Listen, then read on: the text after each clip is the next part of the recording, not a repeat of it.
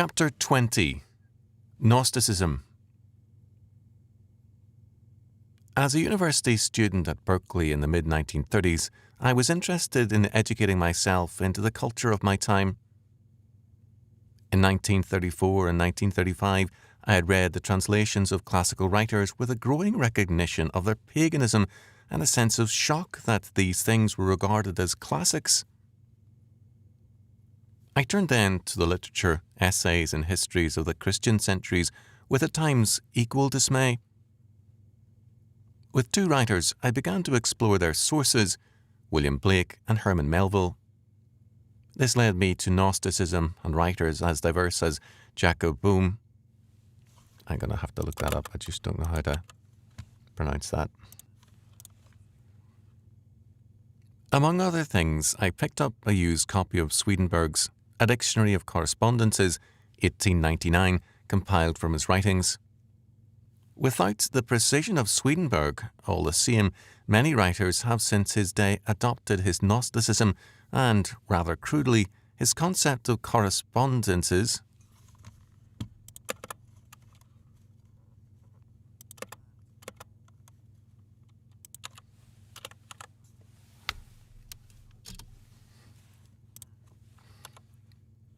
All right, just getting started here, first of the day.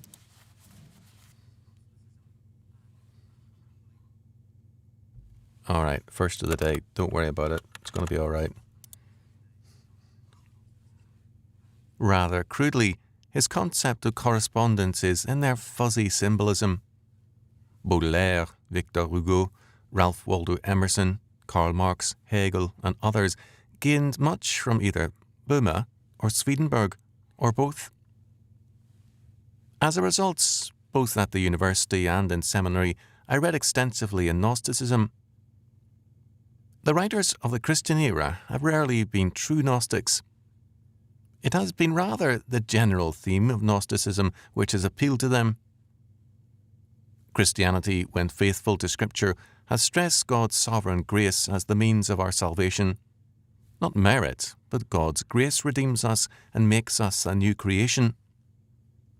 What we are, in and of ourselves, is a fallen human race whose destiny is sin and death. Only in Christ are we a royal race whose purpose is dominion. Apart from Christ, if a man looks into his own being, he finds sin and death.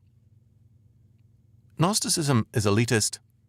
It finds within itself not a fallen man, but a spark of deity, an inner light, a contact with the ultimate power. It is closely related to mysticism.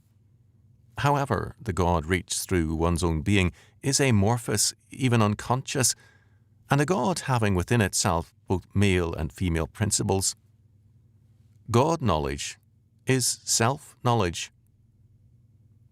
Gnostic thought has both a vagueness as well as a meandering precision. Its world is not the creation of Genesis 1:1, a clear-cut realm of God-established lines and differences. A variety of emanations and developments give to the creation of all things layer upon layer of alien forces, purposes and goals. Nothing is what it seems to be. All things point to something else and are not comprehensible in terms of themselves. At the same time, lacking the God of Scripture, they lack a common purpose and meaning. The Nag Hammadi Library in English, which is edited by J.M. Robinson, 1988, gives us clearer texts than do the many fragments previously known, but they still lack a coherency of thought. They are miscellaneous in their ideas, because the Gnostic worldviews lack any systematic character. They are given to endless complexities and have a variety of sources: Greek, Chaldean, Jewish, Iranian, and others. While some scholars deny that they are cloudy writings, only experts long familiar with the documents can find either a semblance of coherency and beauty in them. All right, that wasn't quite what we were after. Need to take it down a notch as well. Writings. Only experts long familiar with the documents can find either a semblance of coherency and beauty in them. We can best understand the problem of Gnostic texts by looking briefly at predestination. In seminary, I heard a theological professor refer to Calvinism as the triumph of logic over common sense. By common sense, he meant whatever agreed with his thinking. He was, however, correct in recognizing Calvinism as the coherent and logical statement of biblical faith. If God is what he says he is, I am the Lord, and there is none else. Isaiah 4:50.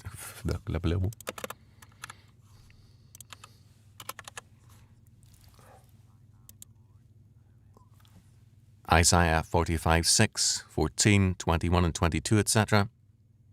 He is the only ultimate cause, power and determiner in all creation. There is then an inner and outer coherency to all things, visible and invisible, and the only kind of theology possible is systematic theology. Apart from such a theology, systematics wanes and then disappears. Gnostic thought is anti-systematic. Each school bears the marks of an independent school of thought, borrowing some things, but essentially creative in its approach to the world, to the past, present and future. The Gnostic, or those influenced by Gnosticism, gives us a new cosmology and a new history.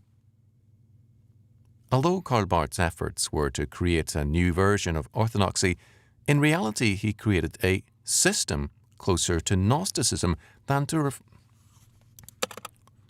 I'm going to look up how to pronounce Karl Barth, just a sec. Who'd have guessed it? It's Karl Barth, like Karl Marx. Karl Barth. Barth.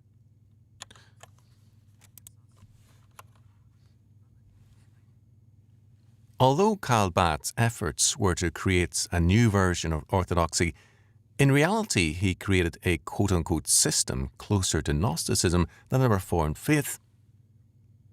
He converted the Bible and biblical history into a Gnostic myth and then took the older Gnostic myth for modern reality. Biblical history was, for him, not actual nor historical, but, quote, holy history, end quote, a Gnostic mythology. Those who believed that in the Bible they had God's very word were despised by Barth as the supposedly, quote, blessed professors, end quote. But I'm going to have to look up how to say Bruna. Sorry, I forgot to restart the video. You missed a bit. Anti-Christianity regularly found interesting the obliteration of sexual differences and indulged in transvestite and other activities with pleasure. An androgynous perspective is commonly congenial to homosexuality, as indeed modern forms of Gnosticism seem to be. Certainly, women, quote-unquote, prophets were prominent in early Gnostic groups, and feminism has Gnostic roots. The early feminists insisted on a female aspect in the Godhead, whereas by the 1990s this was replaced by the worship of Mother Earth, the goddess Gaia. Biblical theological doctrine was replaced by many early Gnostics, not only by an involved mythology, but also by an insistence on an, quote, ethics, end quote, of love. For Basilides, quote, the first precept of the will of God is to love everything, for everything is interrelated, and the second is not to desire anything. The third is not to hate anything. End quote. General ethics tends to be dissolved in favour of a universal love. This is a key factor in Gnosticism. Metaphysics is the study of being and ontology. It is a study of the origin and nature of things. Gnosticism tends strongly to exaggerated metaphysical concerns and myths. On the other hand, it neglects ethics. To, quote, love everything, end quote, means to love nothing, because all things are given equal status and equal meaninglessness. Gnosticism is metaphysics gone mad. The Gnostic thinker could discourse on the powers of the three principles, light, darkness, and spirit, in a way that would indicate that we are getting a fundamental premise only to lead us soon into other ideas, apparently equally fundamental and as lacking in coherency. Even more, an ethics is lacking in Gnosticism. If everything is to be loved and nothing hated, what is good and what is evil? Ethics means differentiation. It means that there is a difference between right and wrong, between truth and error. Gnostics like William Blake have embraced both heaven and hell, Christ and Satan. Giovanni Filoramo attempted to analyze the ethics of Gnosticism on a particular issue. Were they ascetics or were they libertines? They did despise the material realm, so in that sense they were ascetic by inclination. This too marked the Albigensians in medieval France. But, as the Albigensians concluded, if sexuality is nothing, indulgence is nothing, and only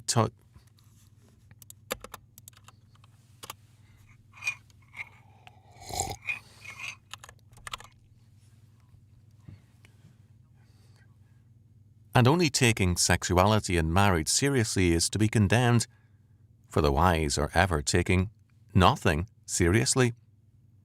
As Filoramo noted, the Gnostic Nag Hammadi texts contain no hint of immoral behaviour. He concluded, however, quote, "At the end of our Gnostic Odyssey, we find ourselves confronted by a final question frequently asked, but difficult to answer exhaustively or definitively. Isn't the Gnostic saved by nature? Isn't it precisely the aware...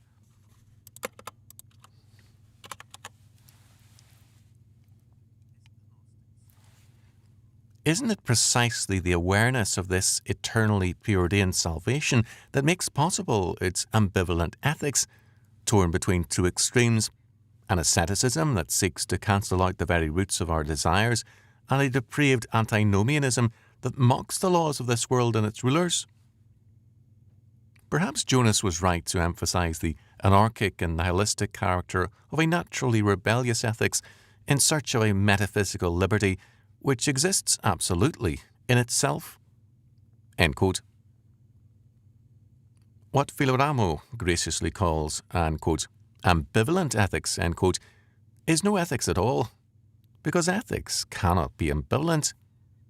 It cannot say, do not commit adultery, murder, or steal, unless you really want to. Over the Christian centuries, Gnosticism has had many forms, notably the Paulicians, the Bogomils, and the Albigenses. It has also survived within Judaism and Islam. It has infiltrated Western philosophies and humanism as well.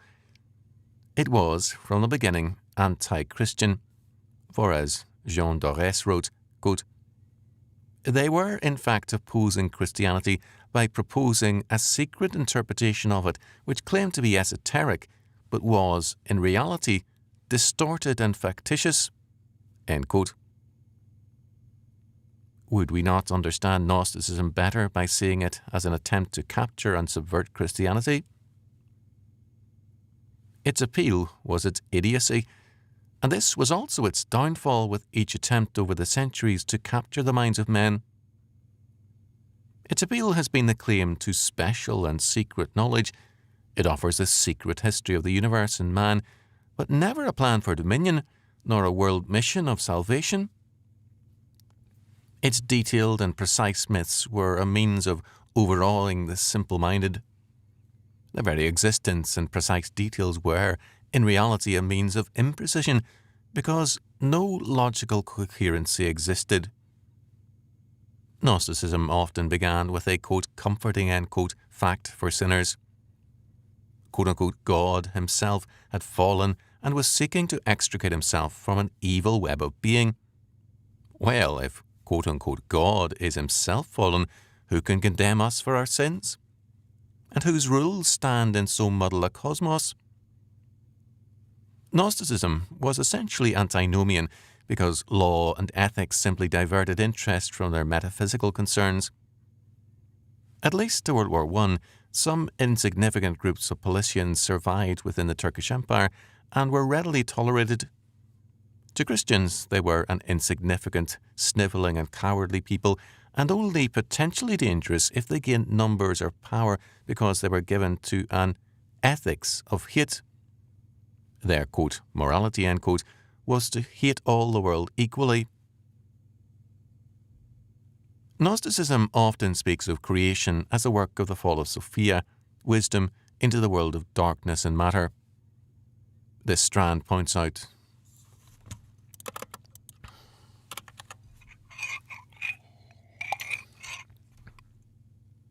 to Iranian forms of thought. The work then of the Soter or Christus is then to rescue the various scattered seeds of light. It is at this point that some scholars like W. Crook spoke of, quote, the ethical systems of Gnosticism grounded in the dualistic hypothesis, end quote. Ethics, however, has meaning in terms of moral change or regeneration. The task of the, quote, saviour, end quote, in the Gnostic system is not moral transformation nor regeneration, but simply separation of people from the world of matter. This is not morality, because the difference between the good seed and the bad seed is metaphysical, not moral. They belong to the world of light. They do not attain it by God's grace or by any other means. We called attention to the importance of predestination and the Gnostic antipathy to it. Let's look again at Swedenborg, a devout Gnostic who, in Angelic Wisdom Concerning the Divine Providence, denied both predestination and salvation by God's grace. According to Swedenborg, quote, 322, sound reason declares that all men were predestined to heaven and no one to hell, for all are born men, and in consequence the image of God is in them. The image of God in them is the ability to understand truth and to do good. The ability to understand truth is from the divine wisdom, and the ability to do good is from the divine love.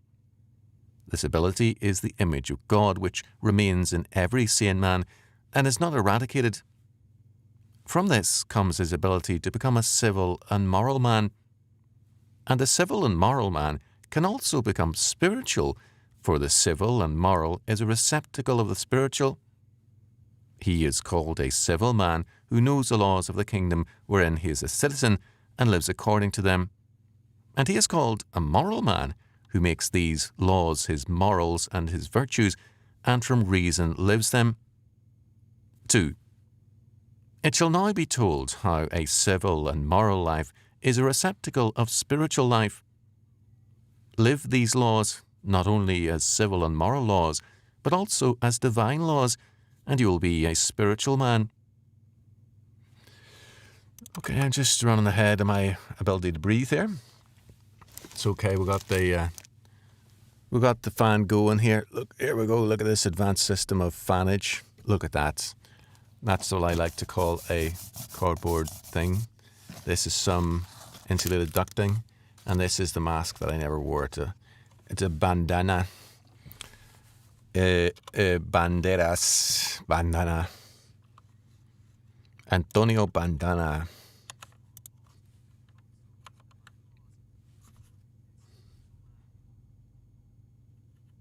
Okay. Where were we? Okay.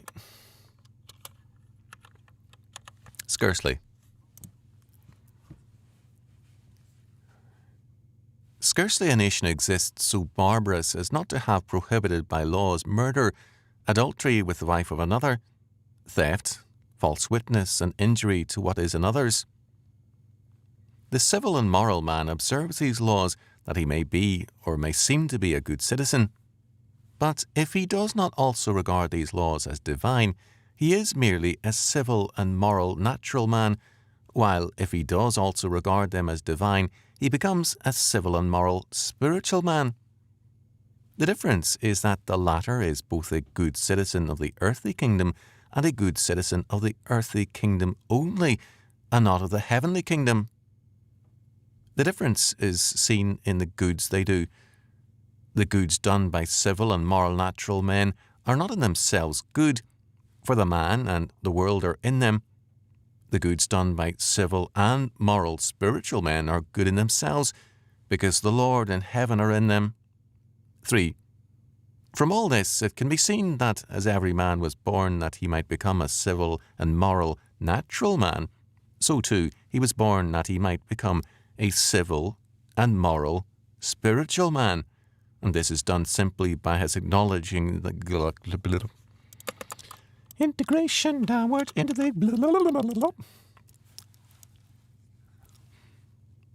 And this is done simply by his acknowledging God and not doing evil, because it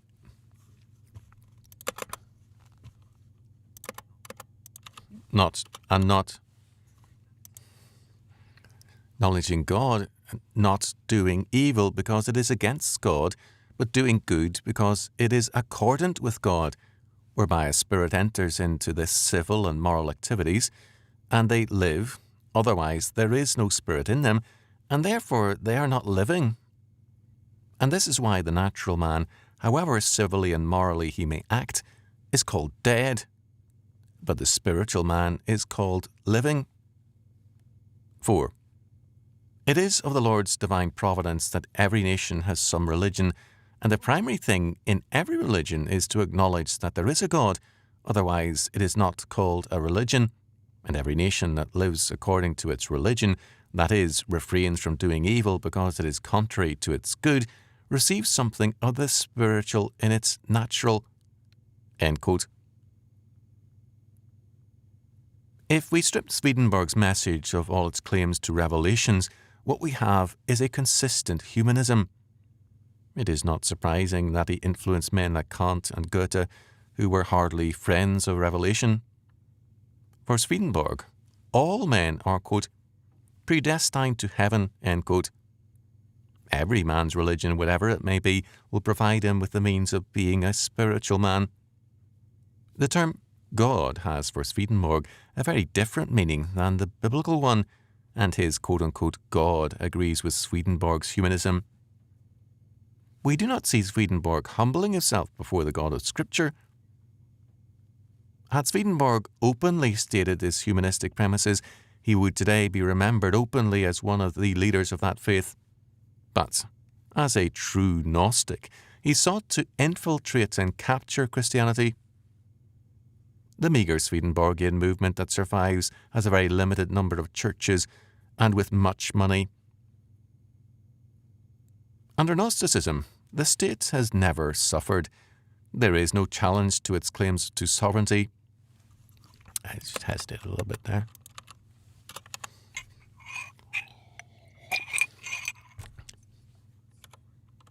Okay. Try again.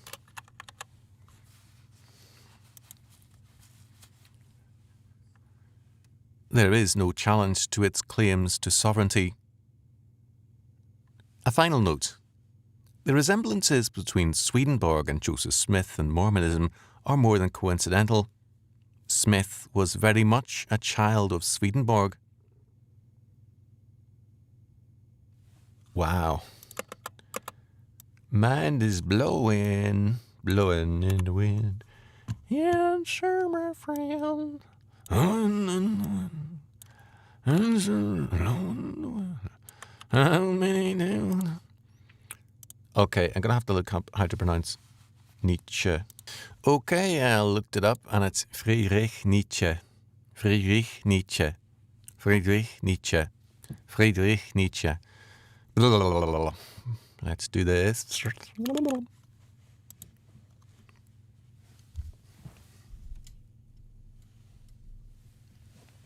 Chapter 21. Friedrich Nietzsche. Sadean man wants a successful world without God. His hunger for such a world is a consuming passion. Because of it, he will forgive anything else in an anti-God, anti-Christ country, provided it is openly against the Lord. All kinds of evil in the Soviet Union and Red China were overlooked or forgiven because of their militancy against God. Mussolini and Hitler were equally anti-Christian in their beliefs, but their superficial compromises with the churches made them anathema. The growing hostility to Christianity became, with many, a dominant passion. In European history, the Renaissance and the Enlightenment, with its fruits, Romanticism and Modernism, have been anti-God, but again, not openly so. In the post-World War II era, this anti-Christianism became more and more open, explicit and aggressive. After World War I, there was a decade of dedicated immoralism, but with the Great Depression, this lost its appeal.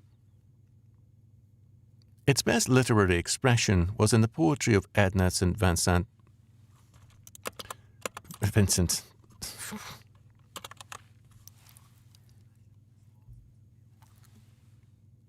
Its best literary expression was in the poetry of Edna St. Vincent Millay. This anti-Christianism was aided by the studied irrelevance of the churches, both Protestant and Roman Catholic. Those which were modernist were not anything other than aliens in the temple, but the professing believers often equalled them in their damage. In the name of purity, one Protestant group In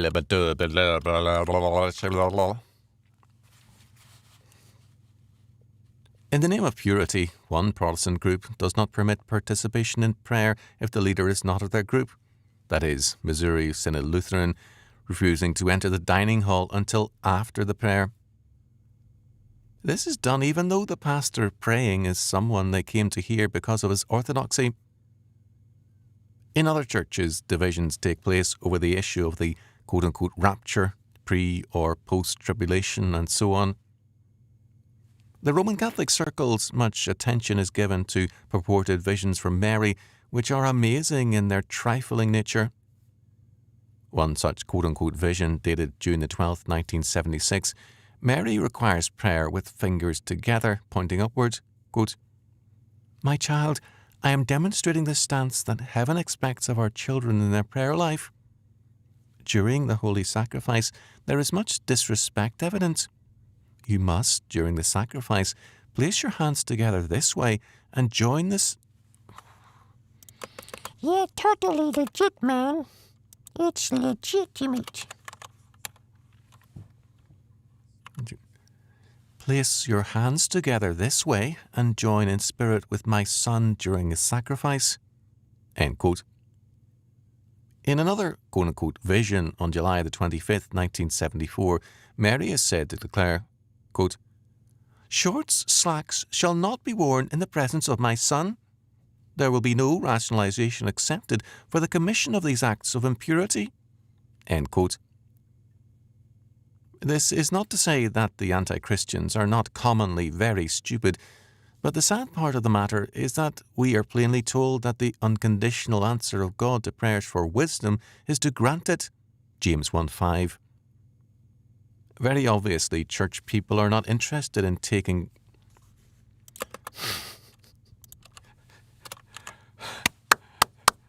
Oh, yes.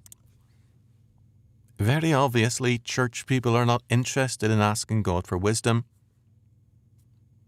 Since I was young, I have often urged people to pray for wisdom with virtually no reaction or action on their part.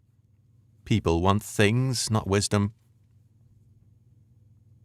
The French Revolution set as the goal of humanity the ideals of liberty, fraternity, and equality.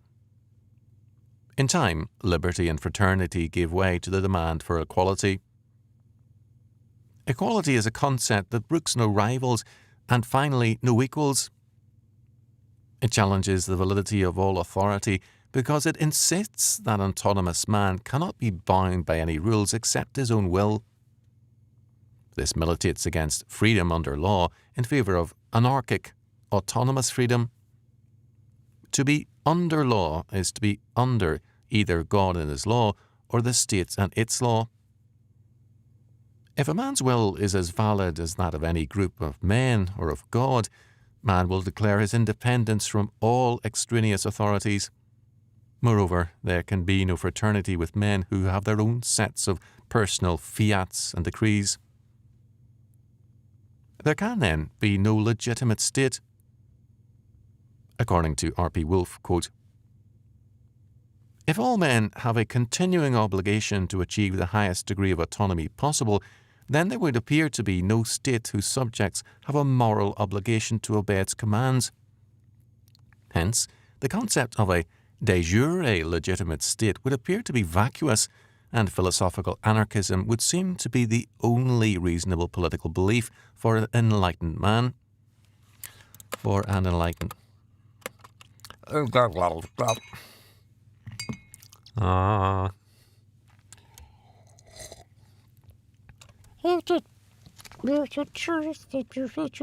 you doing, everybody? As I adjust my lights and stuff, how is everybody doing? In the house, what's happening? Okay, we're back. I changed my shirt. Sorry about that. Yeah, exciting. I was making I made a something for the aeration. I actually got spooked. This is a very long chapter. I kind of got frightened, so ran away. But we're back now. We're back now. Don't worry. Reasonable political belief. Okay, so what's happening with you guys? Where are you?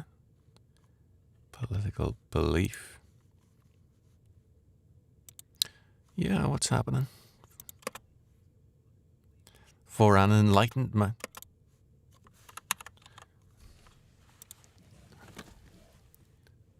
For an enlightened man, end quote. Of course, Wolff's assumption that all men, quote, have a continuing obligation to achieve the highest degree of autonomy as possible, end quote, is an amazing presupposition. It is like a man in the bright light of the sun insisting that all the light comes from his little candle. However, modern man sees the world as something he must remake.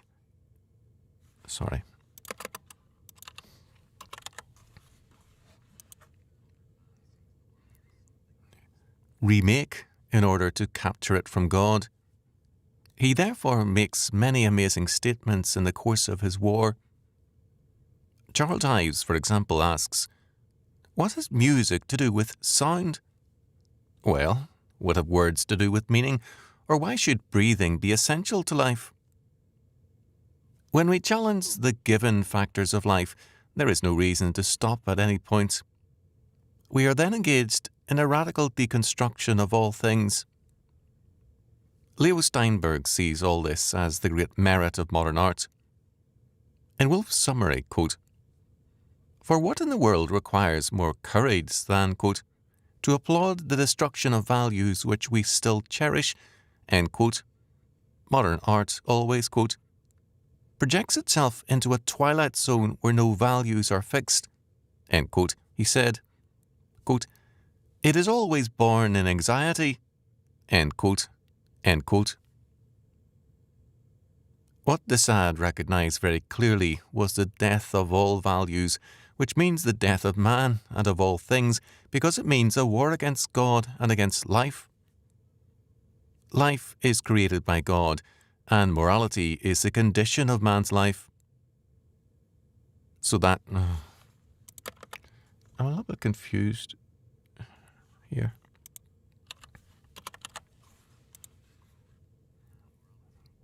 Condition of man's life, so that to wage war against God and against morality is to wage war against life. Friedrich Nietzsche, 1844 to 1900, saw clearly the lukewarm character of the Christianity in... See, I'm trying to think of two things at once. Saw clearly the lukewarm character of the Christianity of his day, but his solution was to abolish good and evil for a radically pragmatic view of life. Like his idol Ralph Waldo Emerson, he wanted to transcend good and evil and make man free of all morality. Beyond Good and Evil, 1885, began with his famous assault on truth, quote, the falseness of any opinion is not for us any objection of it. It is here, perhaps, that our new language sounds most strangely. The question is, how far an opinion is life-furthering, life-preserving, species-preserving, perhaps species-rearing, and we are fundamentally inclined to maintain that the falsest opinions to which the synthetic judgments a priori belong are the most indispensable to us, that without a recognition of logical fictions, without a comparison of reality with the purely imagined world of the absolute and immutable, without a constant counterfeiting of the world by means of numbers, man could not live, that the renunciation of false opinions would be a renunciation of life, a negation of life. To recognize untruth as a condition of life, that is certainly to impugn the traditional ideas of value in a dangerous manner, and a philosophy which ventures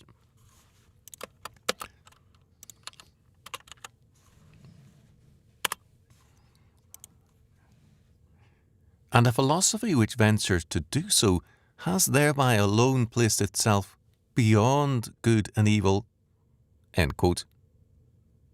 Nietzsche's influence in the United States gained much from Emerson's preparatory work.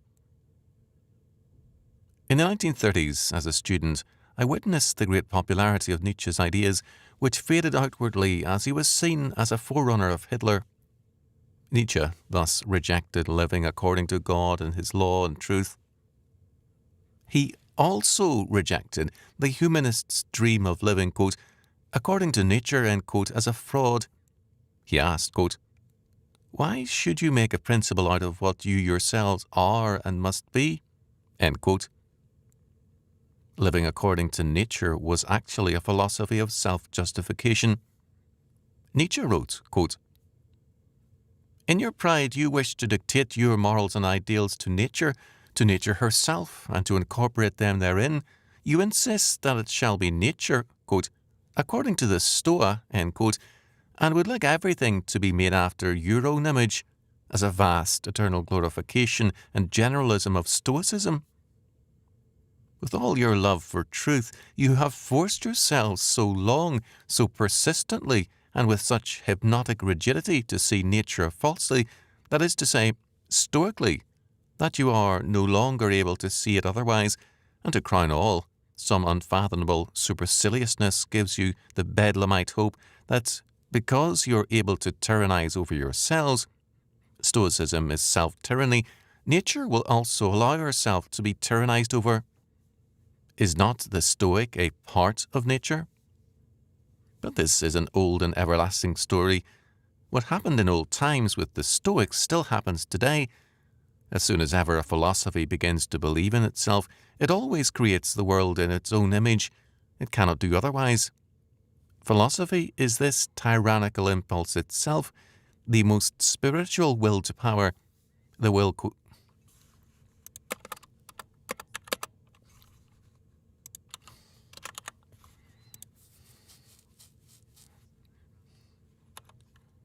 the most spiritual will to power, the will to, quote, creation of the world, end quote, the will to the causa prima, end quote. Nietzsche ruthlessly exposed the compromising Christianity of his day, and also the smug, compromising humanism and its virtual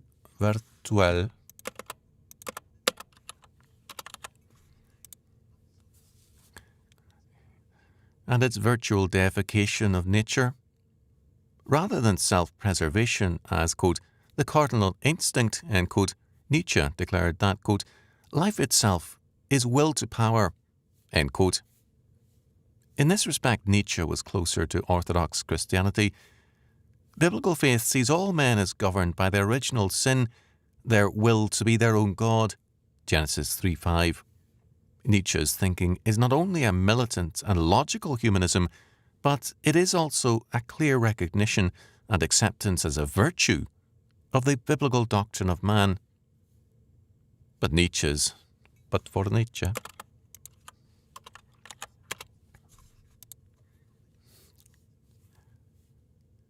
But for Nietzsche there was no truth. If a man seek it, quote, I wager he finds nothing, end quote. What then can a man do? If the only reality is the impulse of a man, where does that leave us? Nietzsche's answer tells us that the only reality is what Christians call man's fallen nature. Granted, finally, that we succeed in explaining our entire... Okay, let's put that in quotes. Okie dokie.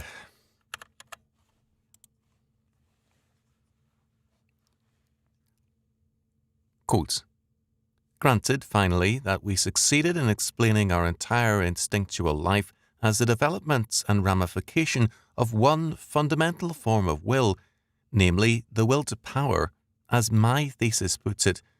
Granted that all organic functions could be traced back to this will to power, and that the solution of the problem of generation and nutrition, it is one problem, could also be found therein.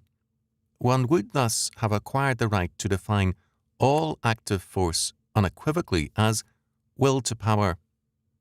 The world seen from within, the world defined and designated according to its, quote, intelligible character, end quote, it would simply be will to power and nothing else. Try that again. Try that end bit again.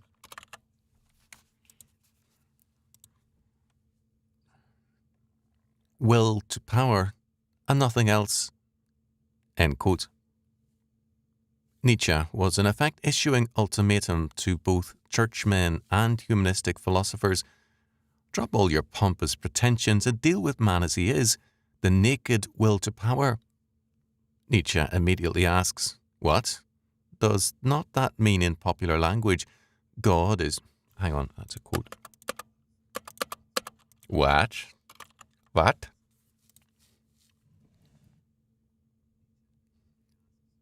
Quote, what? Does that not mean...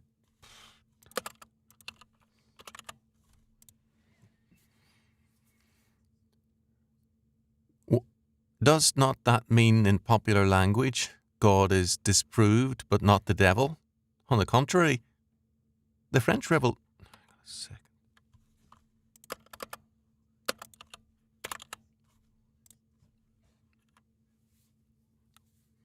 End quote. The French Revolution, the culmination of the Enlightenment, was a, quote, terrible farce, end quote, which scholars have interpreted to suit themselves, quote, until the text has disappeared under the interpretation, end quote. They have made their own, quote, reality, end quote. Quote, everything that is profound loves the mask. The profoundest things have a hatred even of figure and likeness, end quote. The humanistic philosophers are unwilling to be open about their will to power. The Christians have sought to deal with it neurotically. For Nietzsche, quote, the religious neurosis, end quote, is, quote, connected with three dangerous prescriptions as to regimen, solitude, fasting, and sexual abstinence, end quote. For Nietzsche, Christianity was a sick, neurotic pretension. Freud followed Nietzsche in this respect. For Nietzsche, both humanism and Christianity were pretensions in their moral claims. Quote, there is no such thing as moral phenomena, but only a moral interpretation of phenomena, end quote. To be beyond good and evil is to recognize that God is dead and morality is a myth. Every system of morality is a tyranny against, quote, nature, end quote, and against, quote, reason, end quote. A free world does not think in terms of Aristotle or the Bible. Nietzsche's thinking was leading him to an impossible conclusion, which later in his thinking destroyed him. If life is beyond good and evil, and there is no truth, then there is no reason to prefer life over death. He had concluded, quote, morals as timidity, end quote, best describes moral men. Then why not life as timidity? He had allowed for no differentiation. Quote, morality in Europe at present is herding animal morality, end quote. This was an easily made point. Most people usually follow a leader or a crowd. But what makes them better than Nietzsche? The truth. But Nietzsche has insisted that truth is a myth. Are the people wiser to bend to the popular ideas and advance themselves? Or should they, like Nietzsche, arouse anger for exposing lies that are not really lies, since all things are meaningless? Should all argue with Nietzsche and commit suicide? Indeed, suicide in the latter part of the 19th century was becoming an intellectual practice. Nietzsche declared that mankind was becoming degenerate, brutalized into a, quote, pygmy, end quote, and dwarfed. Having rejected all standards, by what standard could Nietzsche say this? Yet Nietzsche wanted philosophers like himself to enlighten humanity. Quote, the real philosophers, however, are commanders and lawgivers. They say, quote, thus shall it be, end quote. They determine first the whither and the why of mankind, and thereby set aside the previous labour of all philosophical workers and all subjugators of the past. They grasp at the future with a creative hand, and whatever is and was becomes for them thereby a means, an instrument, and a hammer. Their, quote, knowing, end quote, is creating. Their creating is a law giving. Their will to truth is a will to power. Are there at present such philosophies? Must there not be such philosophy some day? End quote. The answer is obvious. Only Nietzsche. Such a person must believe in his own virtues, that is, have a good conscience about whatever he does. Nietzsche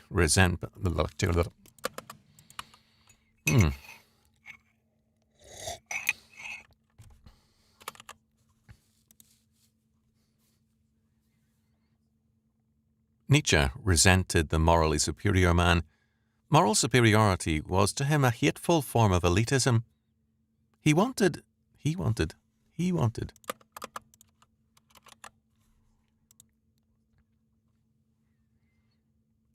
wanted an elitism based on amoralism, on the Superman who is beyond good and evil, on a contempt for Christian morality.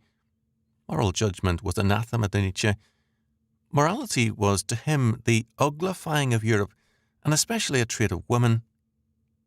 Women were for Nietzsche, quote, women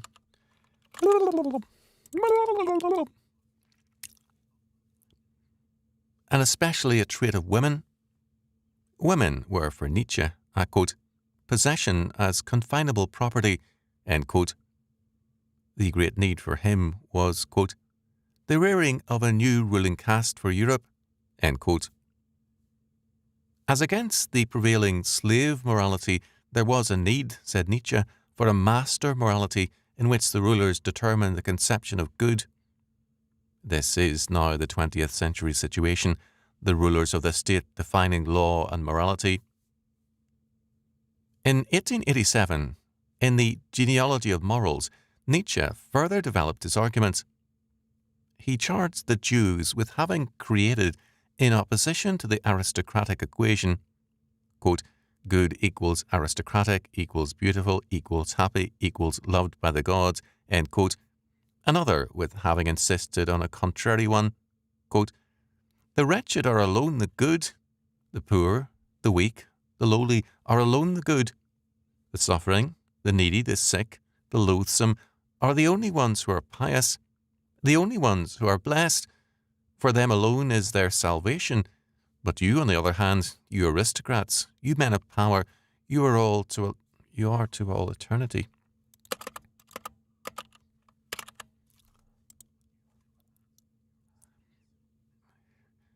You are to all eternity the evil, the horrible, end quote, etc. For Nietzsche, the Jews are the source of this false morality. The Church also carries on this evil. Quote, the Church certainly is a crude and boorish institution that is repugnant to an intelligence with any pretence at delicacy, to a really modern taste. End quote.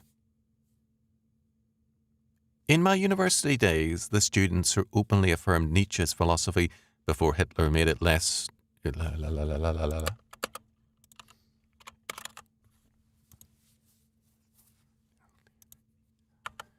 Before Hitler made it less easy to do so, had a happy justification. by their contempt for sexual morality, their advocacy of cheating and dishonesty, and their rejection of quote-unquote bourgeois discipline, they were affirming their superior nature and the fact that their ways were the mark of a superior virtue. One student openly affirmed Nietzsche while still adhering to a Christian morality, a fact he justified with convoluted reasoning. Nietzsche's hatred of God and morality had its penalty. God, as the creator of all life and the giver of the law, had made man in his own image. What hope? What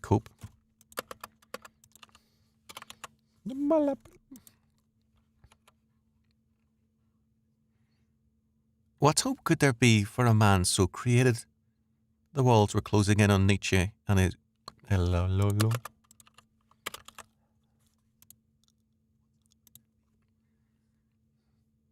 Oh, that's not very good, is it? What hope could there be for a man so created?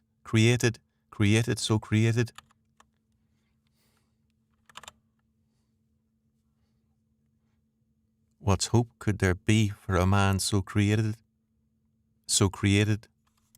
Try it again. What hope could there be for a man? What hope could there be for a man so created? The walls were closing in on Nietzsche, and he concluded, quote, "The sight of man now fatigues. What is present-day nihilism, if not that? We are tired of man." End quote. Man has a bad conscience because he is imprisoned by a Christian world and life view. Quote, "I regard the bad conscience as the serious illness which man was bound to contract under the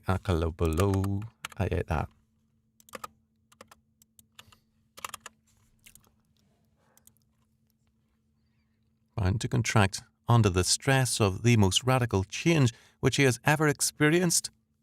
That change, when he found himself finally imprisoned with the appeal of society and peace." End quote. The logic of this is that man, the animal, must be freed from conscience so that he might kill, steal, and rape at will. This was an amazing statement from a weak professor. Did he assume that the university would be a sacred precinct from the ravages of the new savage? Could he not imagine the obscene travesty of intellectual man that our politically correct and crime-ridden schools have become? Abstract thinking can indeed be very dangerous.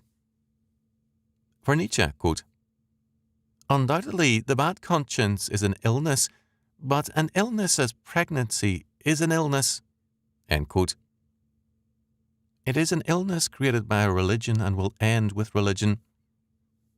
Man must realize it owes nothing to a mythical god.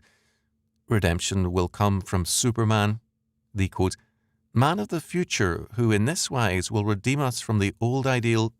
End quote. Assuredly, quote, this Antichrist and nihilist, this conqueror of God and nothingness, he must one day come. End quote. In 1883, Nietzsche wrote, "Thus spake Zarathustra. Thus spake Zarathustra. Thus spake Zarathustra.